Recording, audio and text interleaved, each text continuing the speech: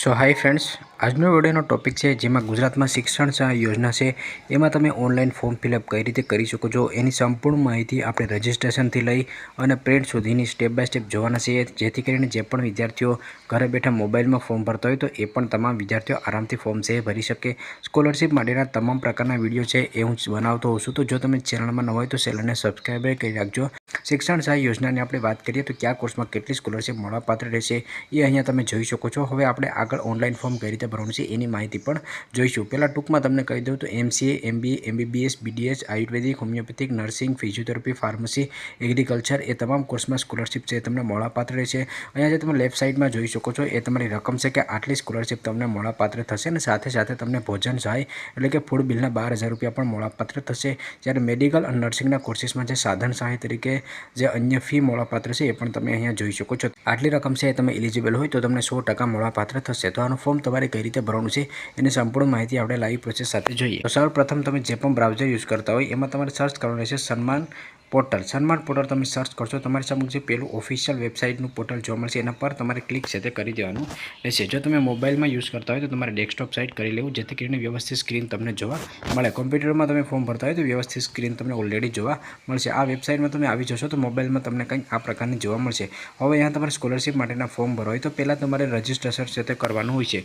તો અહીંયા તમને જે પ્લીઝ રજિસ્ટ્રેશન જોવા મળશે એના પર તમે ક્લિક કરશો। હવે અહીંયા આવશો તો ઘણા વિદ્યાર્થીઓ છે એની કોમેન્ટ્સ આવતી હોય છે કે સર અહીંયા જે પણ ડેટા બતાવવામાં આવે છે અમારી પાસે નથી, તો અમે સ્કોલરશિપ માટેનું ફોર્મ કઈ રીતે ભરી શકીએ। તો અહીંયા તમને યુઝરનો પ્રકાર જોવા મળશે, એના પર તમે ક્લિક કરશો તો 3 ઓપ્શન તમને જોવા મળશે। એક બાંધકામ શ્રમિક, કારખાના સંસ્થા શ્રમયોગી અને બાંધકામ સમયે અકસ્માત મૃત્યુ સહાય માટે ઈ નિર્માણ કાર્ડ ના હોય તેવા।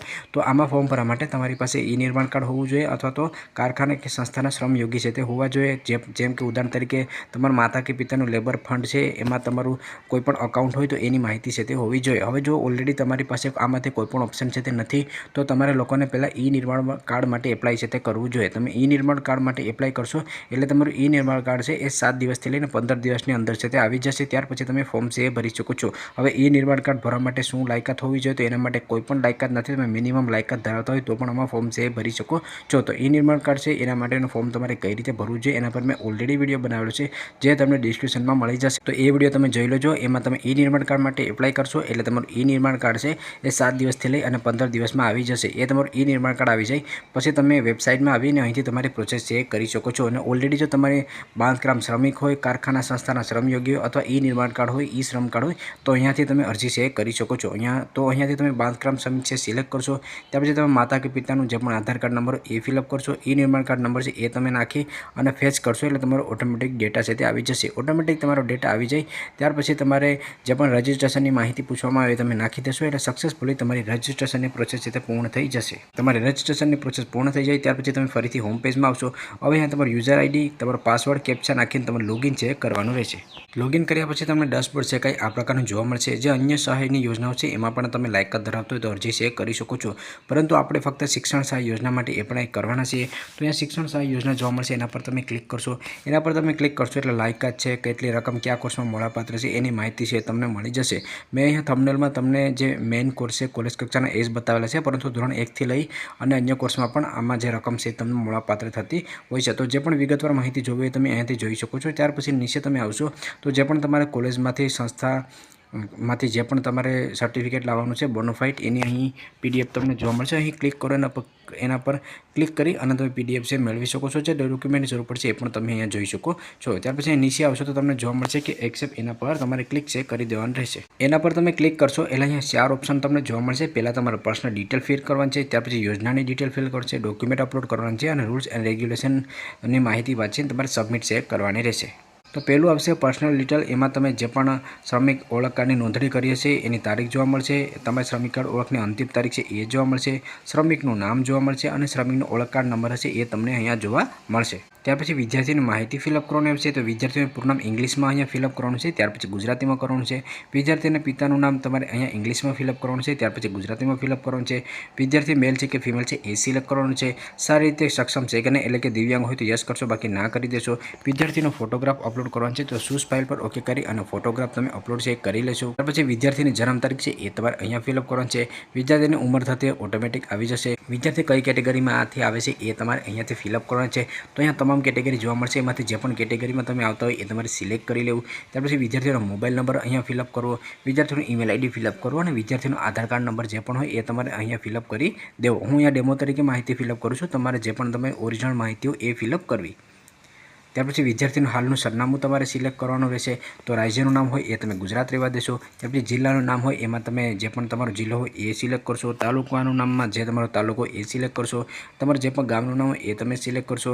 ત્યાર પછી ઇંગ્લિશમાં તમારે સરનામું લખવાનું છે અને ગુજરાતીમાં તમારે પૂરેપૂરું સરનામું ફિલઅપ કરવાનું રહેશે। મેં અહીંયા ડેમો તરીકે લખેલું છે, તમારે પૂરેપૂરું સરનામું ફિલઅપ કરવાનું રહેશે। ત્યાર પછી જે પણ તમારો પિનકોડ હોય એ તમારે અહીંયા સિલેક્ટ કરવાનો રહેશે અને ત્યાર પછી અહીંયાથી ઉપર મુજબ ટિક કરશો એટલે તમારું જે પણ એડ્રેસ છે તે કોપી થઈ જશે। ત્યાર પછી સેવનું બટન જોવા મળશે, એના પર તમારે ક્લિક છે તે કરવાનું રહેશે। સેવના બટન પર ક્લિક કર્યા પછી અહીંયા તમને સહાયની વિગત જોવા મળશે। તો શિક્ષણ સહાય યોજના માટે છે એટલે પહેલાં તમને એ જોવા મળશે। અભ્યાસક્રમ જોવા મળશે, એના પર તમે ક્લિક કરશો એટલે તમે કયા કોર્સ માટે એપ્લાય કરવા માંગો છો। સ્કૂલના અભ્યાસક્રમ હોય 1 થી 8, 10 માટે તો એ સિલેક્ટ કરશો। યુજી હોય, પીજી હોય, professional diploma, MBBS, MD, paramedical હોય, બીજા એન્જિનિયરિંગ હોય તો જે પણ હોય એ તમે સિલેક્ટ કરશો। ત્યાર પછી ડિગ્રી ધોરણ જોવા મળશે। મેં પેરામેડિકલ કરેલું છે એટલે મને BSc નર્સિંગ અહીંયા જોવા મળશે। જો તમે અહીંયા MBBS કે BDS કરેલું હશે તો એ મુજબ તમને જોવા મળશે। તો તમારી જે પણ એજ્યુકેશન હોય એ મુજબ તમારે અહીંયા ફિલઅપ કરવાનું રહેશે। અભ્યાસક્રમનું વર્ષ તમે પ્રથમ વર્ષ માટે અરજી કરવા માંગો છો એટલે પ્રથમ જોવા મળશે। ત્યાર પછી તમારી કોલેજ છે એ ક્યારે ચાલુ થઈ છે એ તારીખ અહીંયા ફિલઅપ કરવાનું રહેશે। શૈક્ષણિક સત્ર થયેલું વર્ષ તો અહીંયા તમારે 2025-26 આવશે। મેં અહીંયા ડેમો તરીકે સિલેક્ટ કરેલું છે એટલા માટે તમારું રિઝલ્ટ છે કયા વર્ષે આવ્યું હતું તો 2025માં આવ્યું તો 2025 તમે અહીંયા ફિલઅપ કરશો। જે પણ તમારો રાશન કાર્ડનો પૂરેપૂરો નંબર હોય એ તમે અહીંયા ફિલઅપ કરશો।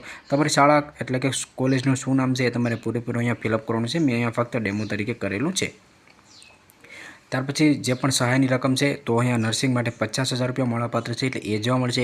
MBBS માટે તમે કરતા હોય તો તમને 2 લાખ જોવા મળશે। MBMCA માટે કરતા હોય તો તમને 25,000 છે તે જોવા મળશે। તો કોર્સ મુજબ અલગ અલગ રકમ છે એ તમને જોવા મળશે। તમારી સ્કૂલ કે કોલેજની ફી કેટલી છે એ તમારે અહીંયા મેન્યુઅલી ફિલઅપ કરવાની છે। મળવાપાત્ર સહાય છે કેટલી છે એ તમને અહીંયા જોવા મળશે। હોસ્ટેલની જે સહાય છે એ તમને 12,000 રૂપિયા મળવાપાત્ર છે એટલે એ તમને જોવા મળશે। હોસ્ટેલની ફી કેટલી છે એ તમારે અહીંયા લખવાનું રહેશે અને મળવાપાત્ર સહાય કેટલી છે એ તમને અહીંયા જોવા મળશે। તો જે પણ મળવાપાત્ર સહાય મેક્સિમમ છે એ તમને જોવા મળશે, પરંતુ જે તમારી ફી હોય એ તમારે અહીંયા ફિલઅપ કરી શકો છો। પુસ્તકની સહાય છે એ નર્સિંગ કોર્સમાં 5,000 રૂપિયા મળવાપાત્ર છે। MBBS હશે તો 10,000 રૂપિયા મળવાપાત્ર થશે। એ કોર્સ મુજબ ડિપેન્ડ થતી હોય છે। તો નર્સિંગ પેરામેડિકલમાં 5,000 રૂપિયા મળવાપાત્ર છે એ જોવા મળશે। તમારે પુસ્તક ખરીદ્યા છે એની રકમ કેટલી છે તો એ તમે અહીંયા ફિલઅપ કરશો તો જે સહાય હશે એ તમને અહીંયા જોવા મળશે। તો મેક્સિમમ તમને 5,000 રૂપિયા મળવાપાત્ર થશે। તો જો તમે 10,000ની રકમના પુસ્તક ખરીદ્યા છે તો પણ તમને 5,000 મળશે અને ઓછી કિંમતના કર્યા હશે તો 5,000થી ઓછા જે થતા હોય એ તમને મળવાપાત્ર થશે। કુલ રકમ કેટલી મળવાપાત્ર છે એ તમને અહીંયા જોવા મળશે। ત્યાર પછી નીચે તમારે બેંકની વિગતો નાખવાની છે કે જે તમારી સ્કોલરશિપ મંજૂર થાય તો કયા બેંક અકાઉન્ટમાં જમા થશે। તો અહીંયા તમારે બેંકનું નામ ફિલઅપ કરવાનું છે, તમારું શાખાનું નામ કરશો, તમારો અકાઉન્ટ નંબર નાખશો, બેંક અકાઉન્ટ હોલ્ડરનું નામ ફિલઅપ કરશો, IFSC કોડ નાખીને ત્યાર પછી તમારે સેવના બટન પર ઓકે કરવાનું રહેશે। સેવના બટન પર ક્લિક કર્યા પછી હવે તમારે ડોક્યુમેન્ટ અપલોડ કરવાનું છે। જે પણ ડોક્યુમેન્ટ તમે અપલોડ કરશો એ બધા 1 MBથી નીચે છે તે હોવા જોઈએ। તો પહેલાં તમારે જે એફિડેવિટ છે એ કરાવવાનો રહેશે। તો એફિડેવિટ છે એની PDF તમને જે બોનોફાઇડ સર્ટિફિકેટની PDF મેં તમને બતાવી હતી એ માહિતી પેજમાં તમને એનું ફોર્મેટ છે મળી જશે। તો એક એફિડેવિટ તમારે અપલોડ કરવાનું રહેશે। ત્યાર પછી ઓરિજિનલ બોનોફાઇડ સર્ટિફિકેટ જે અગાઉ મેં તમને કહ્યું હતું એ તમારે સ્કૂલ કે કોલેજના પ્રિન્સિપલ પાસે તમારે લાવવાનું રહેશે। ત્યાર પછી જે પણ સ્ટુડન્ટ હશે એને આધાર કાર્ડની નકલ, તમે ફી ભરી છે એની પહોંચ જોશે, છેલ્લે જે તમે પરીક્ષા પાસ કરી છે એની ઝેરોક્સ એટલે કે નકલ જોશે। ત્યાર પછી હોસ્ટેલમાં તમે ફી ભરી હોય તો એની પહોંચ જોશે, તમારે રેશન કાર્ડની નકલ જોશે। ત્યાર પછી જે પણ પુસ્તક સાધન સહાય માટે જે તમે બિલ રજૂ કરતા હોય એ બિલ જોશે। લાભાર્થીને અટક તેમજ નામ અલગ અલગ પડતા હોય તો એનું તમારે એફિડેવિટ અપલોડ કરવાનું રહે છે। જો અલગ અલગ પડતા હોય તો બાકી એની જરૂરત નથી। ત્યાર પછી શ્રમિક બેંકના પાસબુકના પહેલા પાનાની વિગત જોશે। ત્યાર પછી વાર્ષિક આવકનો દાખલો જોશે। તો આ વાર્ષિક આવકનો દાખલો છે તમારે લેટેસ્ટ હોવો જોઈએ। તો આટલા ડોક્યુમેન્ટ છે તમે અપલોડ કરેલું છે। ત્યાર પછી સેવના બટન પર તમારે ક્લિક છે તે કરવાનું રહેશે। સેવના બટન પર તમે ક્લિક કરેલું છે ત્યાર પછી લાસ્ટ પેજમાં તમે આવી જશો। અહીંયા આવ્યા પછી આના પર તમારે ક્લિક કરવાનું છે ને ત્યાર પછી સેવના બટન પર તમારે ઓકે કરી દેવાનું રહેશે। સેવના બટન પર ઓકે કરી દેશો ત્યાર પછી એપ્લિકેશનનો નંબર અહીંયા જોવા મળશે। એપ્લિકેશન તમે ક્યારે કરેલી છે તારીખ જોવા મળશે, તમારું નામ, જિલ્લો, તાલુકો, એડ્રેસ, મોબાઈલ નંબર વગેરે માહિતી છે એ તમને જોવા મળશે। તમારી અરજી છે એ મંજૂર થઈ છે કે નથી થઈ એ સંપૂર્ણ માહિતી અહીંયા તમને જોવા મળશે। કઈ ડોક્યુમેન્ટ અપલોડ કરવાનું હોય તો રિમાર્કમાં જોવા મળશે। કોઈ પણ એક્શન તમારે લેવાનું હશે અથવા કમિટી કાંઈ એક્શન લેશે તો એ માહિતી અહીંયા તમને જોવાશે તે મળશે અને તમારું ફોર્મની PDF છે તમે અહીંયાથી ડાઉનલોડ કરી શકો છો। તો આવી રીતે તમે ફોર્મની પ્રોસેસ ચેક કરી શકો છો। ફોર્મ ભર્યા પછી તમારા સ્ટેટસ છે એ લોગિન કરીને ચેક કરતા રહેવાનું રહેશે। આ ઉપરાંત પણ કોઈ અપડેટ આવતી હશે તો એનો અપડેટ પણ હું ઇન્સ્ટાગ્રામ પેજમાં આપતો રહીશ। જો તમને આ વિડીયો પસંદ આવે તો લાઇક કરજો અને ચેનલમાં ન હોય તો ચેનલને સબસ્ક્રાઈબ કરવાનું ભૂલશો નહીં।